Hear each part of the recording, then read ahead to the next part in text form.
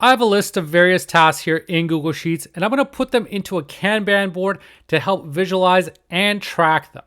So over on the right-hand side here, I'm just going to create a couple extra columns for the different fields for based on the different statuses I want to track. So let's say I want to look at the backlog, in progress, in review. I can track all the statuses that I want here, but basically those headers are going to be the key drivers, the key criteria to determine which tasks go in those different buckets. Often with Kanban boards, you'll often see they're also color coded. So for backlog, we may have something like a gray fill color to indicate that this is still the very early stages. The progress might be yellow to see that, okay, we've started but are not quite done. In review, perhaps being a green that we're almost at the finish line and that these ones are almost complete.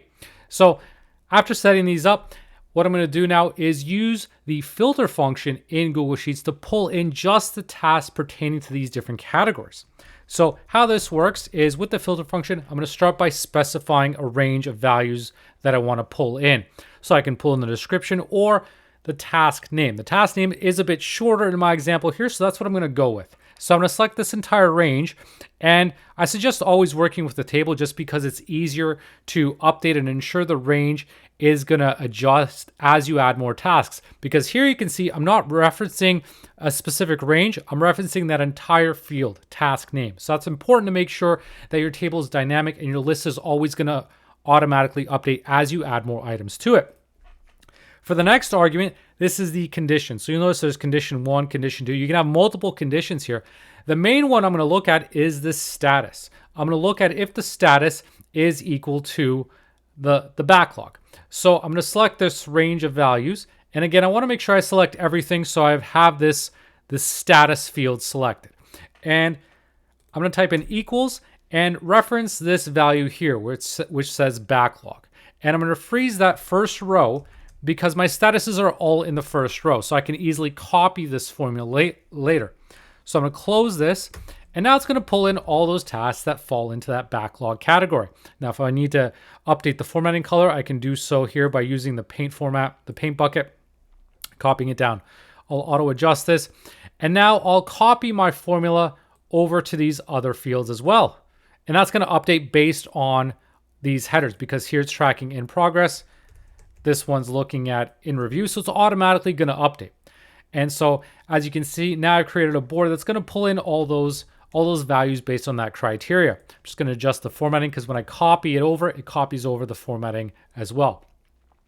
But let's make this a bit more complex and say I don't want to necessarily look at every single task that falls in backlog. I just want to focus based on a certain individual. So I've got a list of assigned to names here. So I'm going to create a drop-down option here, allowing a user to select whose task they want to focus on. So over here, I'm going to go to data and select data validation. I'm going to add a rule and select drop-down from a range. And by doing so, I can now just specify the range of values that I want to pull from. It doesn't matter that there's duplicates. It's going to filter those out. And so I'm left with the list of these unique names. So let's say I select Michael. Now I just want to pull in tasks pertaining to Michael. So I can add to my criteria here to say, if this assigned to field, if these values here equal my drop-down list here, my drop-down selection here, in this case is Michael, then it's going to pull in just the tasks for Michael. So I'm going to freeze this H3 because that's not going to change. And I'm going to add this formula to the end of my existing ones because I can just add that on here. I just want to make sure I add a comma as another argument. And same thing over here. And so now I've got tasks just for Michael. Let's say Emily, Sarah, right? It's automatically going to update based on those user selections. So you can make this Kanban board as complex or as simple as you need just by using the filter option. And then as you make changes to these statuses, let's say here, I've got a list. Now this is for Michael. He has a task here that's in progress, but I'm going to shift that to in review. So now it's dynamically going to update based on my selections here. So this makes it a whole lot easier now to visually see your tasks and how they're progressing and how many fall into each bucket without having to go through your table, which still has that information, but with a Kanban board, it's slightly easier to visualize all that. So that's a wrap for this video. I hope you did like it. And if you did, please make sure to leave a like and subscribe for more videos like this. Thanks for watching.